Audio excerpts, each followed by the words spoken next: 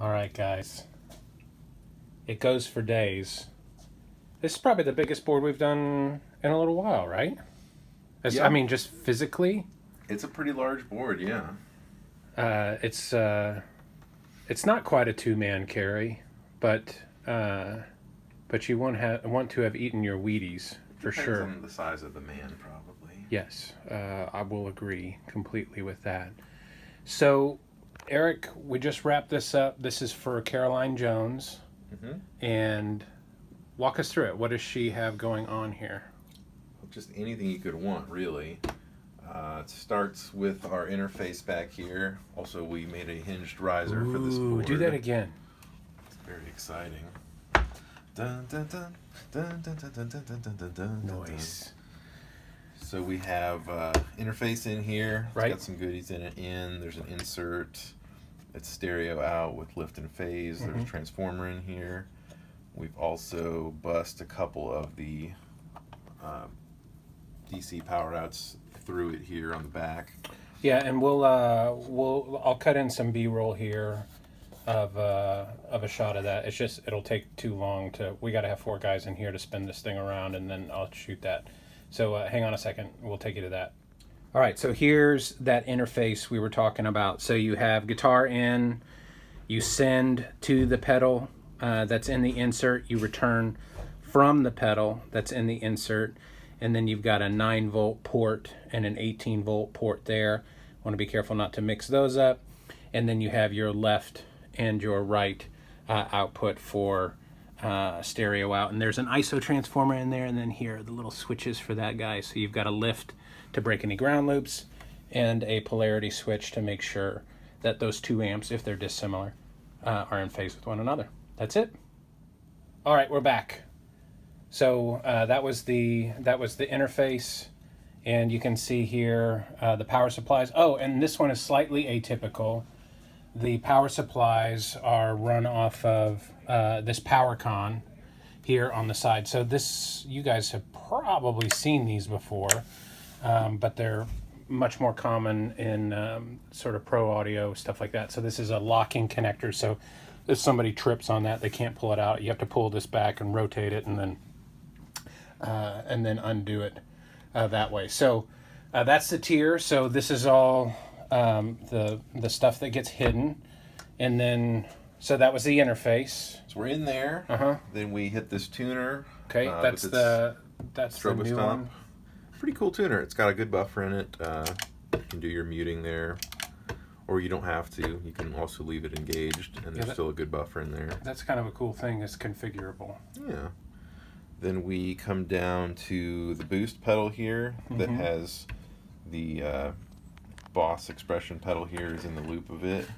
So that's the volume and all that good stuff. So that's early in the chain, right? This is the first thing right after the tuner here. So tell the folks at home, what's the difference between getting volume before dirt or after dirt, in your opinion? Well, if you have it first, it behaves pretty much just like your guitar volume knob. If you were playing guitar into a pedal, distortion pedal, or a distorted amp, and you turn the volume knob down, your signal gets cleaner, not necessarily quieter.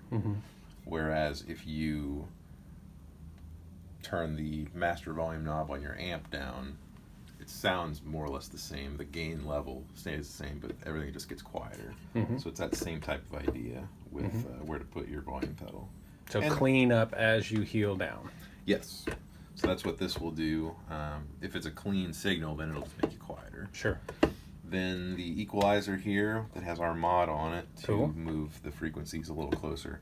And I think she wanted to use this to mainly sort of equalize different instruments. If you let's say you go back and forth between a Les Paul and a Strat a lot during your show, they both can sound pretty different, so you can kind of use this to get them a little bit in the same ballpark so they interact with the pedals a little more Consistently, yeah.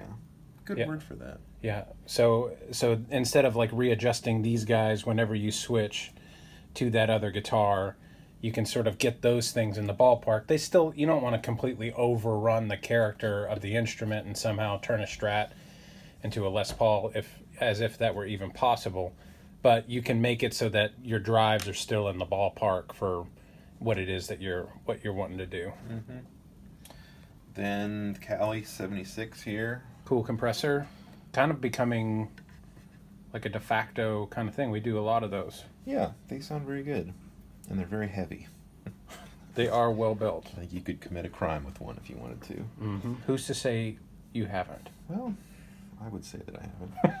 Then EP booster here. Then one of the new ODRs that has the little bass switch inside. Oh, yeah. Just hides in there. Can you guys see that? You see that little slider switch right there, right beside that red wire? Takes the bass out. Yeah. Actually does a little bit more than that, wouldn't you say?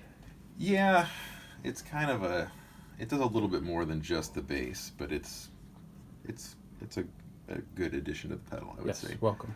Then the bonsai here, which is pretty cool. Every tube screamer you could kind of want is kind of inside there. Does that spin all the... Oh, it stops there. Yeah. I turn it. And then the fuzz also. Similar concept. Same thing. It's got every big muff you could want. KTR here. Yep. And then we go back to the interface where we have our insert point. That's right. And we've talked a little bit about inserts before on these walkthroughs, but for those who might have missed it, so this is before the insert, and then what's after? Pog. So right now, if I wanted to put something between these two pedals, I'd need to like pull this plug out and patch it into something else, and then put another cable in there, or rip this pedal up, put something else there. With the insert, I can go over to the back to those jacks that you saw earlier, put the pedal off to the side, route to it. Eric's put the power there for it as well, so it's super simple. So even though this board has a lot of options on it, hypothetically, you could have, and she's going to use this in studio work, I think, in this upcoming week, you could have one thing for one gag that you want to try, and you probably don't want to tear up your brand new pedal board to be able to do that. So KTR, insert, Pog 2, then what? Mod Rex. Cool. Which is pretty crazy. This is the first time I've seen one of these. It's very interesting, and I think if you like pattern stuff, this is pretty dope. Excellent. Then this guy, classic, which is just awesome. Even if it sounded terrible, I would still love this pedal because of this thing. Yeah, but it also sounds really good. So you don't have to turn it on. It's sweet. And then like if you press this, it does something different. Yeah. That's what I like. I'm easy to satisfy. Yeah. Okay. After the RT20. Then we come up to the top here. H9. Murdered out H9. Man, the black ones look good. It'll do about anything you could want. Then we have Mobius. We're going stereo here now? Yes, sorry. Okay. Stereo from the Mod Rex through the RT20. Okay. Up to the Eventide. Got it. And then we're stereo the rest of the way out. Uh-huh.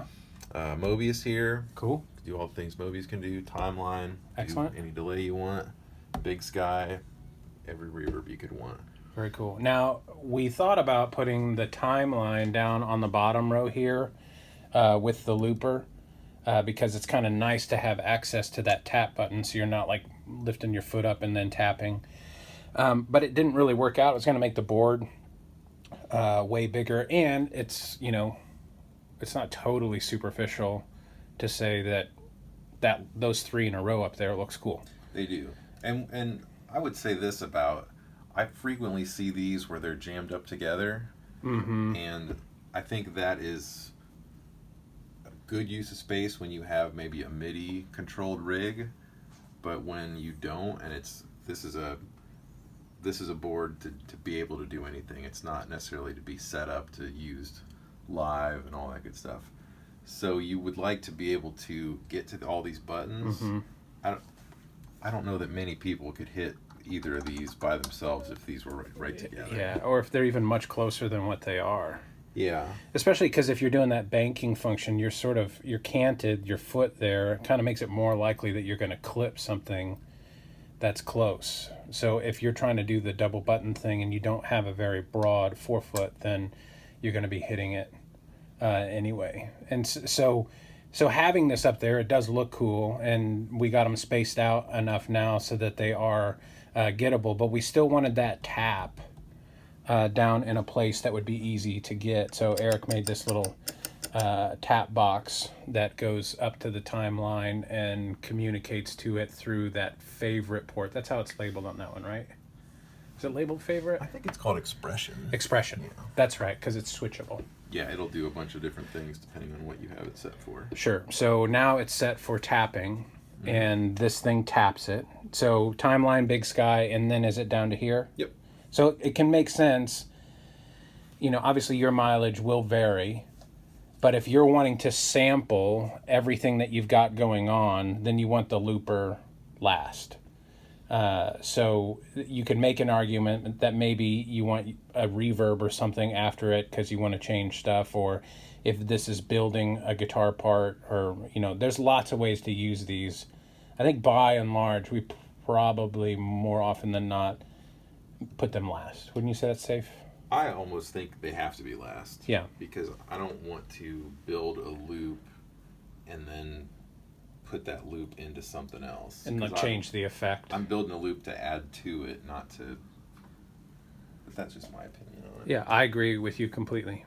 Our arms could be twisted to put them wherever you want, but that's kind of what we dig. Huh. So here it is. Do you recall the dimensions of this off the top of your head? 33 by 19, I think. Okay, and we're going to show you real quick here in a minute. Eric also took a Pelican case and foamed the bejesus out of it, so it like fits this thing like a glove. And if it weren't so heavy, you could fly. I mean, you could fly commercial with it. You can fly private with whatever you want. But you could put this in the bottom of a bus, put it in a truck pack or whatever. The board's going to do great, and then you actually have room for a bunch of cables and stuff like that too. But instead of talking about the case while it's not in here, let's go get it real quick, and we'll show you guys. All right, folks, I don't know how old I was when I first saw a Pelican case, but since that time, I've never seen one bigger than this one. And Eric, you spent lots and lots of time and years out on the road. Have you seen one larger than this? I don't think I have seen a larger Pelican case than this. So this is good for pedal boards of unusual size, or anything else that's much, much bigger than a breadbasket. So you can see Eric's built these blocks in here, and you can see they're two different levels. When he puts the board in here, you can see that the board will follow that angle there so that the top has even pressure on the board. So after making sure our workers' comp insurance is all settled up, Eric's going to take this board and put it in this case. Put my lifting belt on. All right, so you can see the pitch there, right? So if we look down here, you can see that's relatively flat, so that convoluted foam is going to reach down and kind of put a hand on everybody and keep them the dual lock that's under them from popping off. And so there's the board complete, going to ride in there. You've got room for goodies underneath. You could foam that out further to make it compartments. This Pelican could house probably up to 2 or 3 other lesser Pelicans in it under the board. So you have lots of options. So be on the lookout for this board. Caroline's super talented, and I'd recommend checking out her stuff. And you can see what she does with all this stuff. Till then, later.